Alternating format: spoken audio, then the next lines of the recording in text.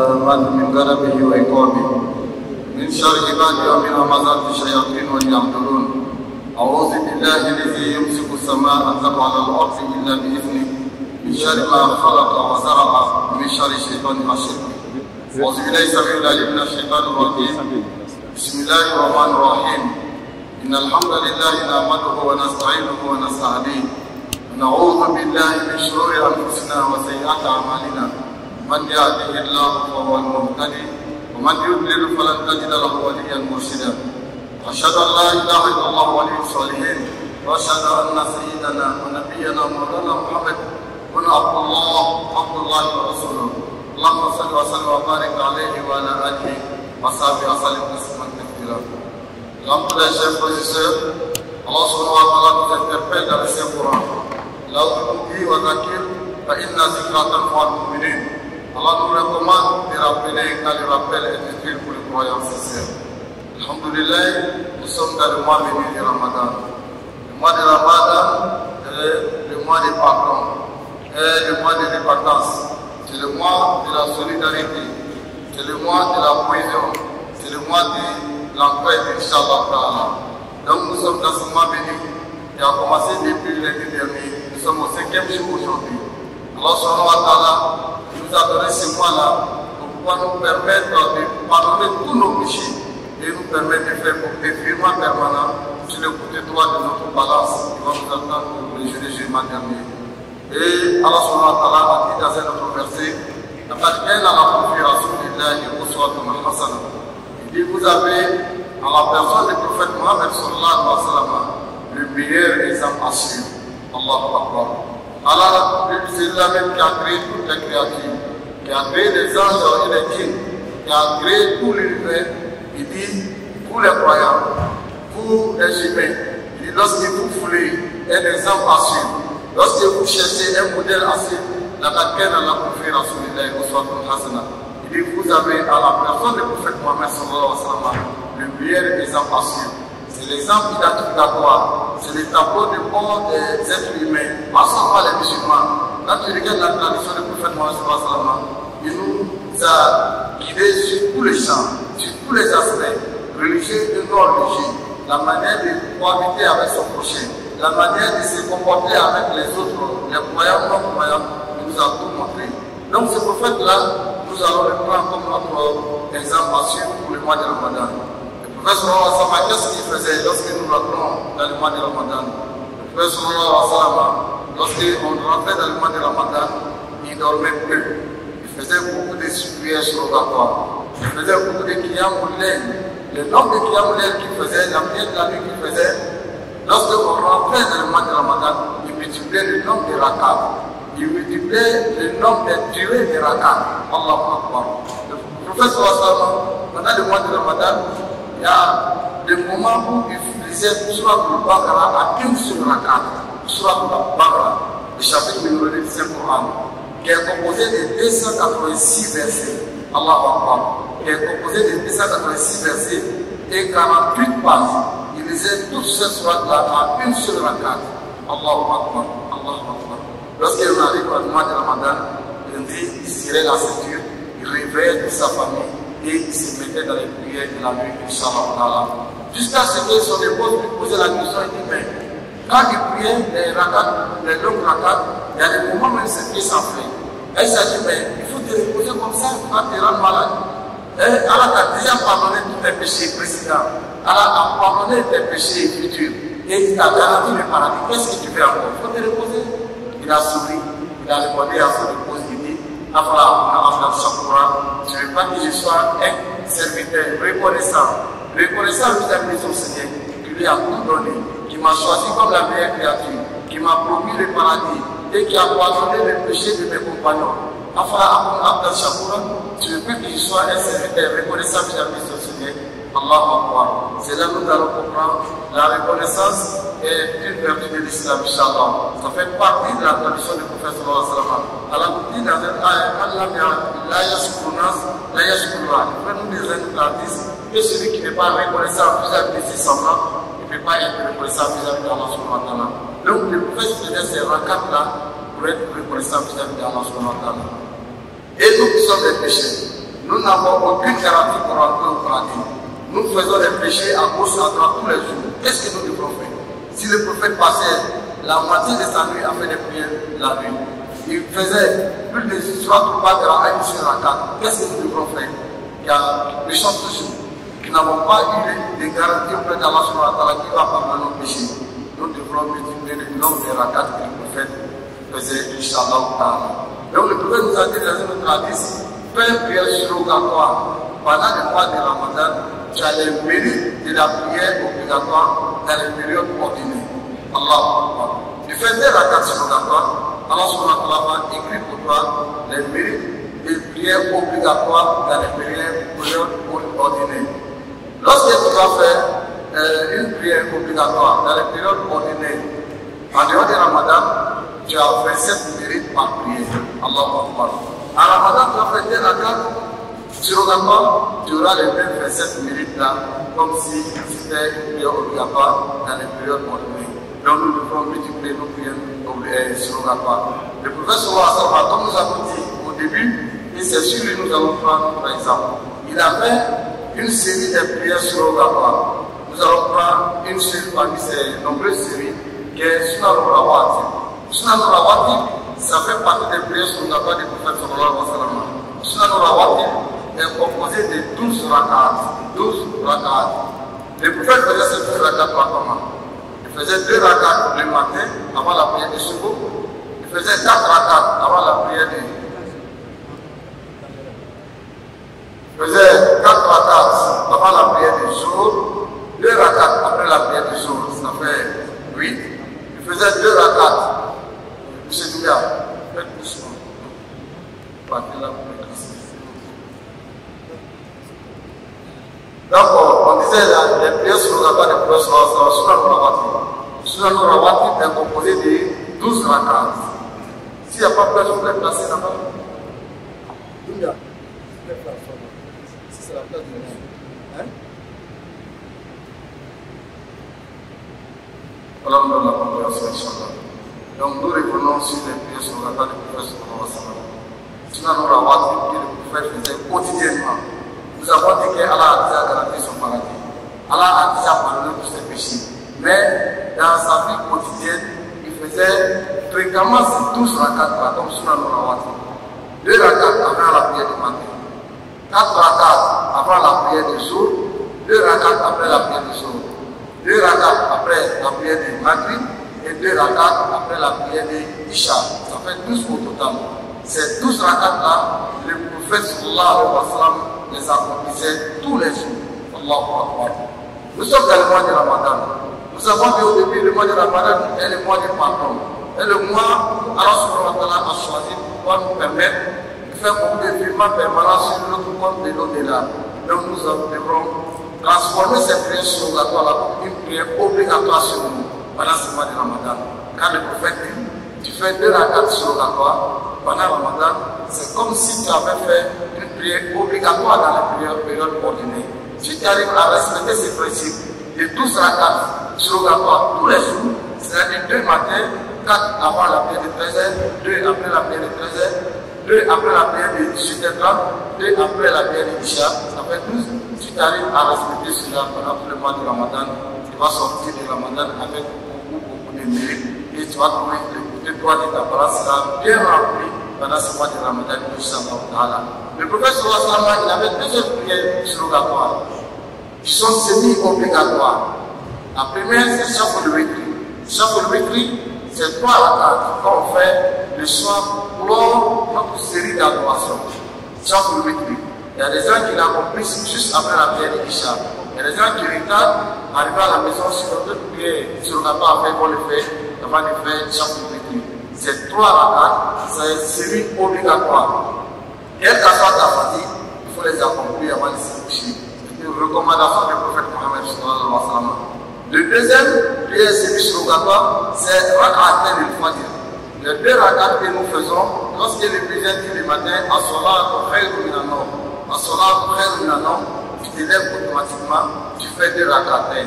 2 rakats. C'est ce qu'on appelle Rak'at al-Fajr. Ça n'a rien à voir avec ce que nous faisons avec l'imam. Ce que nous faisons avec l'imam le matin, on appelle ça Soukoro. Mais Mais les 2 rakats semi-obligatoires, c'est ce qu'on appelle fajr. Il faut forcément les faire. Même quand tu viens trouver l'imam en train de prier le matin, tu pries avec lui, après le salam de l'imam, tu te lèves, tu rembourses ces 2 rakats de fajr. Donc c'est une prière surrogatoire, mais c'est semi-obligatoire, jusqu'à ce qu'il est recommandé de rembourser lorsque tu n'as pas pu faire. Même chaque nuit, si tu n'as pas pu le faire au coucher, à ton réveil, tu dois faire chaque nuit avant de faire la prière du matin, Inch'Allah. Allah nous donne la compréhension. Donc ce mois-là a été donné, c'est un mois de bonus, c'est un mois de fête, c'est un mois, Allah subhanahu wa ta'ala lui-même a donné pour que nous puissions avoir beaucoup de mérite. Donc nous devons saisir l'occasion pour pouvoir rassembler le prophète sallallahu alayhi wa sallam, pour pouvoir imiter le prophète sallallahu alayhi wa sallam.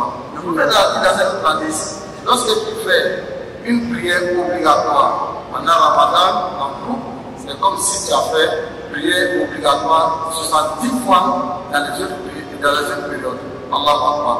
Tu viens faire la prière de Juma en Jama.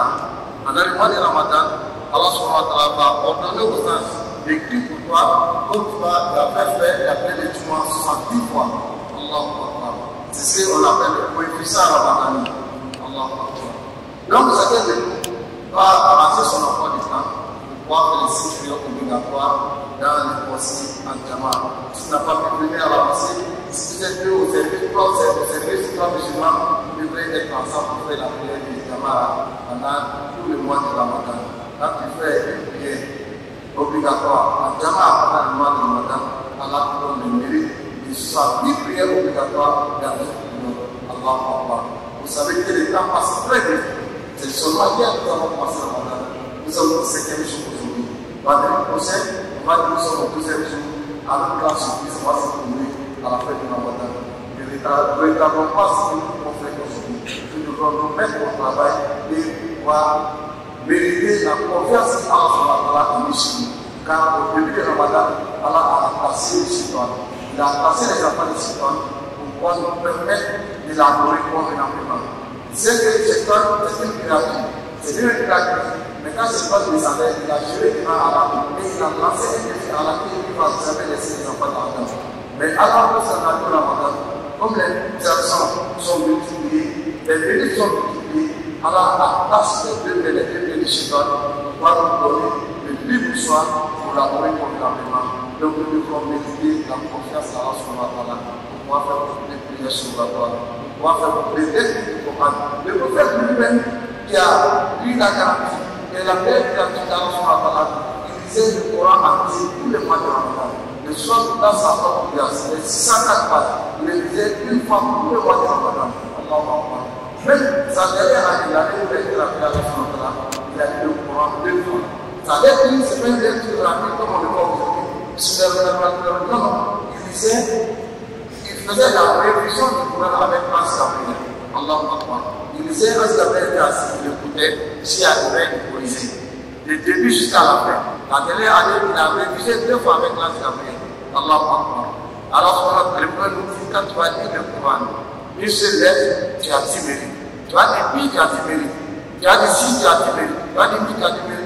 Bismillah Rahman Rahim, dans les périodes ordinaires, tu as 230 mérites. Car cette phrase-là est composée de 23 mérites. Mais quand c'est Ramadan, les petits mérites, les petits préférents commencent à partir de 30, jusqu'à 500 mérites par lettre.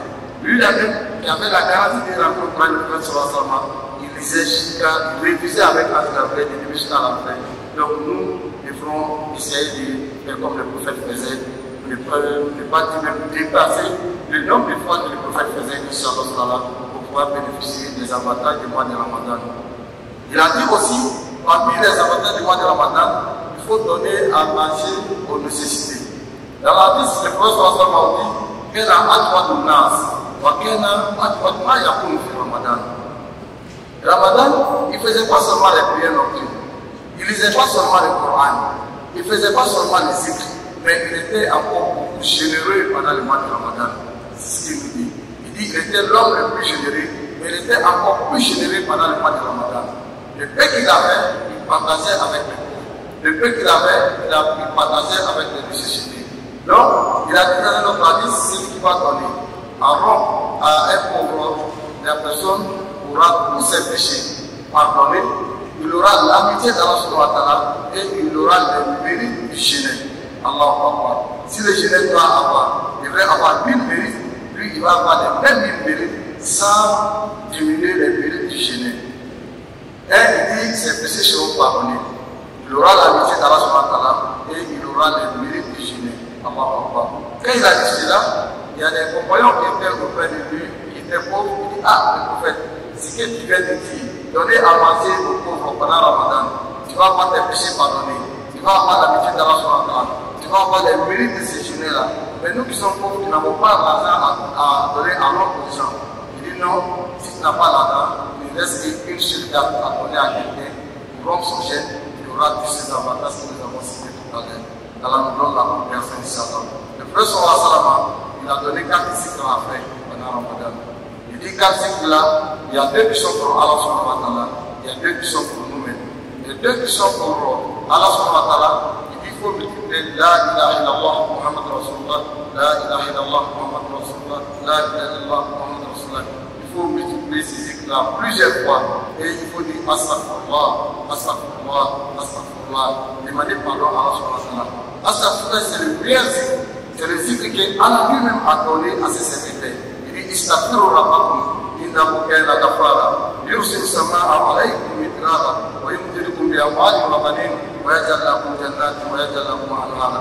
Allah dit dites beaucoup Astaghfirullah, Astaghfirullah.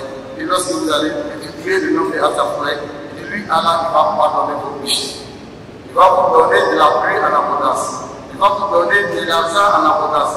Il va vous donner beaucoup d'enfants. Et pour couronner tout cela, il va vous accorder le paradis comme votre dernière demeure. Allahu Akbar. Astaghfirullah, Astaghfirullah, Astaghfirullah. Pour le multiplier, Inch'Allah. Deuxièmement, les deux autres qui sont pour nous-mêmes, il dit il faut toujours demander le paradis. Allah accorde le paradis. Allah accorde la Jannah. Il dit cette voie-là, il faut multiplier beaucoup pendant le mois de Ramadan. Et le dernier, celui qu'il a donné, il dit il faut demander la protection d'Allah subhanahu wa ta'ala contre le feu de l'enfer. Allahumma a'udhu min azabi jahannam. Allahumma a'udhu min azabi jahannam. Donc voilà ces quatre qu'il a donné. Astaghfirullah, la ilaha illallah, demander le paradis et demander la protection contre le feu de l'enfer. Donc pour terminer, il y a un zikr qu'Allah nous a donné. Allah nous dit dans le Coran, Inna Allah wa malaikatahu yusalluna ala nabi. Ya ayyuhallazina amanu sallu alayhi wa sallimu taslima. Il dit Allah et ses gens, ils font la salat sur le prophète Mohammed sallallahu alayhi wa sallam. Il dit vous qui avez cru, faites beaucoup de salat sur le prophète sallallahu alayhi wa sallam. Salat sur le prophète, vous savez de quoi? Allahumma salli ala sayyidina Muhammad wa ala ali sayyidina Muhammad wa sallim. Ça veut dire je demande la paix, le salut d'Allah sur le prophète Mohammed sallallahu alayhi wa sallam, ainsi que les membres de sa famille et ses compagnons. Il y a plusieurs formules. La formule la plus courte, c'est ce que nous avons dit tout à l'heure. Allahumma salli ala sayyidina Muhammad wa ala ali sayyidina Muhammad wa sallim. C'est une invocation, une bénédiction que nous faisons à l'endroit du prophète sallallahu alayhi wa sallam. Le prophète nous dit, lorsque tu vas dire ça une seule fois, Allah lui-même et ses gens vont te retourner les mêmes bénédictions 10 fois. Et lorsque tu vas dire 100 fois, Allah et ses gens vont te retourner les mêmes bénédictions 1000 fois. Allahu Akbar. Ça, c'est les périodes ordinaires. Mais quand c'est Ramadan, le nombre est encore multiplié. Le nombre est encore multiplié. Car nous avons le professeur Ramadan qui va nous permettre d'avoir beaucoup de mérites. Ça, c'est le cycle que Allah a appelé. Astaghfirullah, Allahumma salli ala Muhammad, la ilaha illallah Muhammad Rasulullah. Allah nous donne la compréhension, qu'il nous facilite son adoration, qu'il nous permet d'accomplir le Ramadan en bonne santé. Allah nous montre beaucoup de Ramadan. Il y a des parents, il y a des imams qui étaient avec nous, il y a des amis qui étaient avec nous l'année dernière. Ils n'ont pas pu avoir ce mois de Ramadan. Ils ont été rappelés à Allah. Nous demandons à Allah de pardonner les péchés. De la pardonne les péchés. On a eu une maman aussi qui a été rappelée à Allah hier, la mère de l'imam Yahou. Et avec nous à la formation ici, la maman est décédée hier, nous prions à la pour elle. Est-ce que tous nos parents nous ont précédés dans l'au-delà, dans la pardon les péchés, dans le rapport du paradis, en Firdaus, dans la sourate nous accorde une longue vie, de santé, de prospérité dans notre vie, dans la sourate nous donne plus de foi, dans la sourate la protège nos enfants, dans la assiste nos enfants, dans la sourate la fasse que nos enfants soient les meilleurs des enfants, dans la face qu'ils soient des croyants sincères et pieux. Subhanakallahumma wa bihamdik. أشهد أن لا إله إلا أنت نستغفرك ونتوب إليك سبحان ربك رب العزة عما يصفون وسلام على المرسلين والحمد لله رب العالمين.